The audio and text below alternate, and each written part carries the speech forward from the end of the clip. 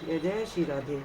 मर्यादा पुरुषोत्तम भगवान श्री राम का विद्या अध्ययन श्री डोंगरे जी महाराज द्वारा प्रेषित। गुरु वशिष्ठ जी ने चारों भाइयों का उपनयन संस्कार किया। रघुनाथ जी भाइयों के साथ गुरु वशिष्ठ के घर विद्या अध्ययन के लिए गए। प्राचीन काल में ऐसी मर्यादा थी कि महाराजा का पुत्र क्यों न हो, किंतु उसे भी पढ़ाने के लिए गुरु राजमहल में नहीं जाते थे। राजकुमार गुरु के आश्रम में जाकर ही वेद शास्त्र का अध्ययन करता था। आजकल तो मास्टर लड़कों को पढ़ाने के लिए घर जाते हैं। घर में पढ़ाने आवे तो लड़का ऐसा समझता है कि मेरे पिता ने इन्हें खरीद लिया है। मास्टर में ऐसी श्रद्धा नहीं होती कि ये तो ज्ञान ध्यान करने वाले गुरु जी हैं। गुरुदेव का ऋण अनंत है। सदगुरु की कृपा से ही ज्ञान सफल होता है। श्री राम पढ़ने के लिए गुरु वशिष्ठ के आश्रम में गए थे। श्री राम परमात्मा हैं, परंतु इस संसार में आने के बाद उन्हें भी गुरुदेव की आवश्यकता पड़ती है।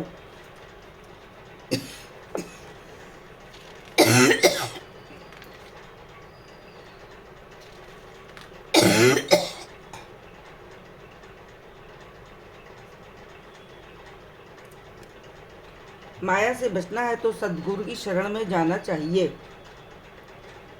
श्री रामचंद्र जी तो परमात्मा हैं, माया रहित शुद्ध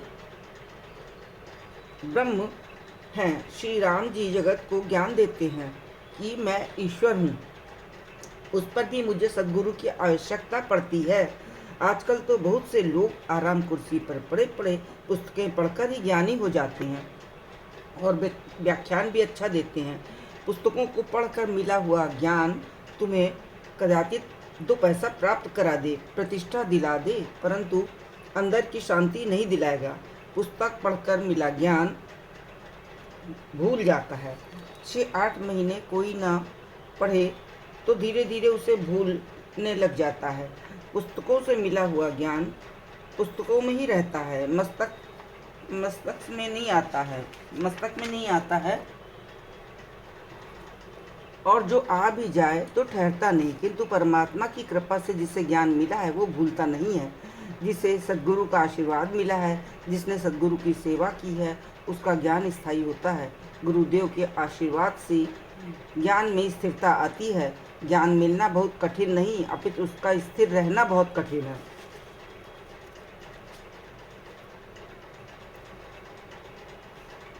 सद्गुरु ही संसार सागर के माया मगर से बचाते हैं, अंदर की वृत्तियों का विनाश करते हैं, वासना विकार मिटा देते हैं और संसार सागर से पार करा देते हैं।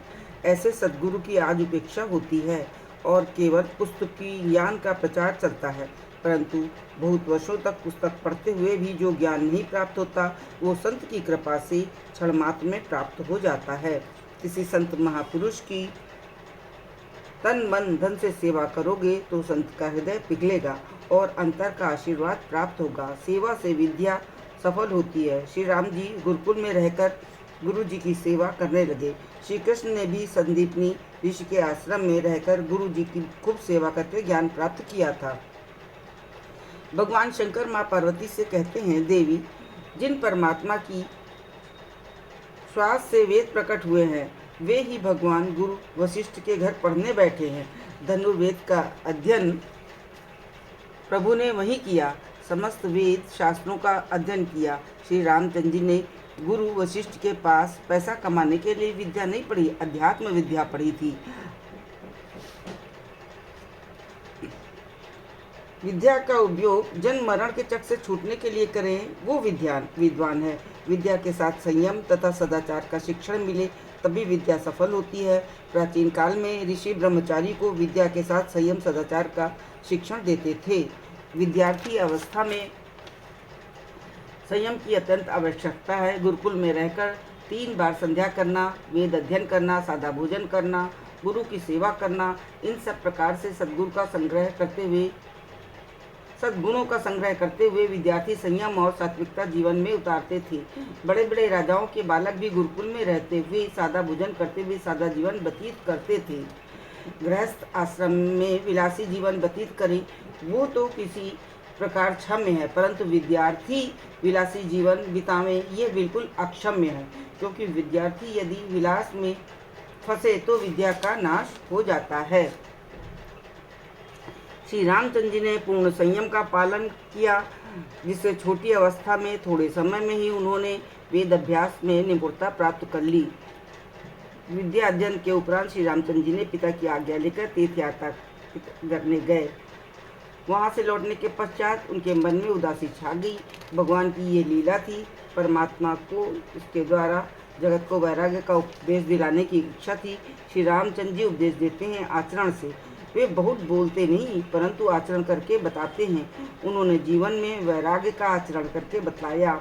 उनकी उस समय 16 वर्ष की अवस्था थी। वे विचारने लगे कि जो आज खिला हुआ है उसे कल मुरझाना है, कुम्हलाना है। जिसका आज विकार है उसका आने वाले कल को विनाश है। यौवन क्षणभंगुर है, वृद्धावस्था तो अवश्य आनी ही है। क्षणिक सुख के लिए मनुष्य पूरे दिन मंथन करे और उसी में जीवन बिगाड़े, ये अज्ञान है।